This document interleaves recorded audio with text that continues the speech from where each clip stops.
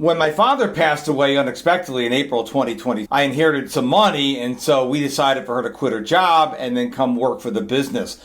And it was tough because I had very high expectations. I thought I was going to get some seasoned entrepreneur who could read my mind and do exactly what I wanted to do. And that wasn't reality. The reality was a lot of butting of heads because she's like, you know this stuff. I don't know this stuff. And I had good days and bad days, but I had to sit there and train her and tell her what I wanted to do. I had to create these things called SOPs, standing operating procedures, because they were all in my head. I knew what to do, whether posting on a blog post or a podcast or YouTube. I knew what to do all that stuff, but it wasn't written down. And that's something I should have done all along. So I've been trying to get in the habit of always writing things down. And I encourage her, if she goes through the SOPs and it changed or there's something wrong, to fix it. Because down the line, we may have other people work for our business and we want to be able to hand them a documentation and say, here.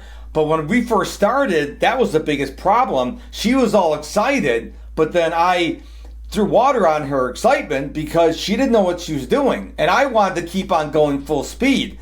And so there is a lot of conflict in the beginning. And people who tell me, oh, I never have any problems. Well, then you guys must be able to read each other's mind.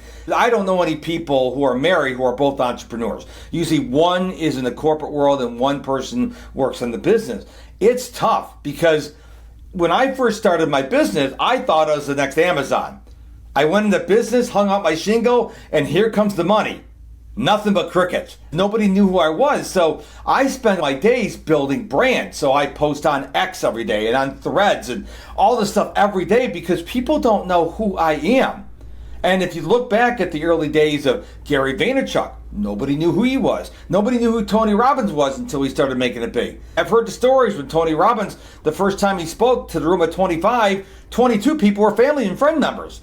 So everybody starts at ground zero. We don't remember that. We look at Tony now and Oprah now and Brendan Burchard now, but if you know their backstory, they weren't born into wealth. They earned it. And I don't know how people do this all by themselves. There's a guy I follow on LinkedIn and X. His name is Justin Welsh. He had a $4 million year last year, and it's just him and his wife. They support each other. And I can see Michelle and I get to that point.